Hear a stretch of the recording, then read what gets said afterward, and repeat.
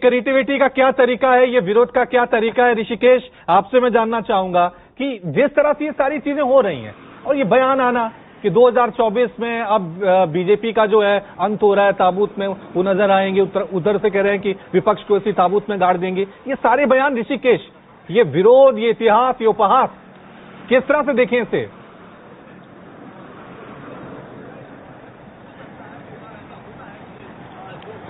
रवि, देखिए, जब हमने ताबूत को लेकर के कांग्रेस से ही सवाल पूछा तो उन्होंने सीधे तौर पर कहा कि तमाम जो पार्टियां हैं उनके विरोध करने का तरीका अलग है, लेकिन कांग्रेस ये बार बार कह रही है कि जो आज का दिन चुना गया है, तिथि चुना गया है, इस तिथि को आगे भी किया जा सकता था। 26 नवंबर जब संविधान को लागू किया गया था 1950 में, या तो आप 26 नवंबर चुनते, आखिर जल्दीबाजी क्यों है? राष्ट्रपति चूंकि संविधान की प्रमुख होती है, सर्वे सर्वा होती है, लिहाजा राष्ट्रपति अगर इसका उद्घाटन करते तो इतिहास का लिखा जाने वाला पल है वो और कुछ दूसरा होता।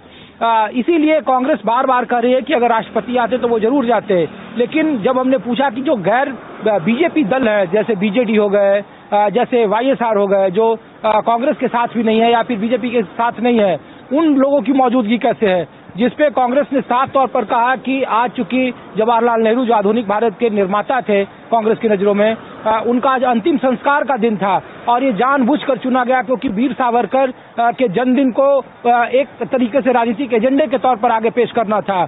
तो ये कहीं न कहीं मोदी सरकार की तानाशाही का नतीजा है, सिर्फ अपना चेहरा चमकाने का नतीजा है।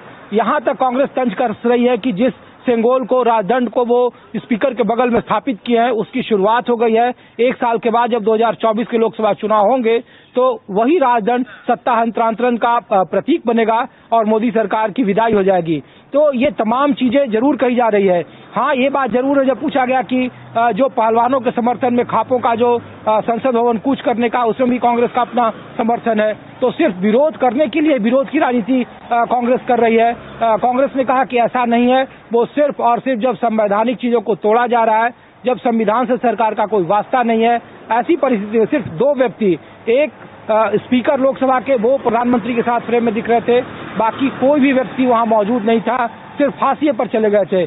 तो ये सिर्फ और सिर्फ प्रधानमंत्री का फोटो सेशन का दौर है। ठीक है, विपक्ष इसे अपने नजरिए से देख रहा है और सरकार इसे इतिहास के नजरिए से देख रहे हैं।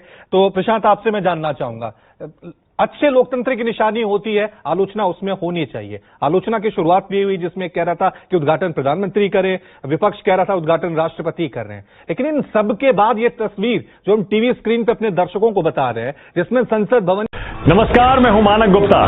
अगर आपको हमारा ये वीडियो पसंद आया हो तो इसे लाइक और शेयर जरूर करें, और हां, हमें सब्सक्राइब और फॉलो करना ना भूलें ताकि आप देश और दुनिया की कोई खबर मिस ना करें। तो जुड़े रहिए हमारे साथ और देखते रहिए News 24।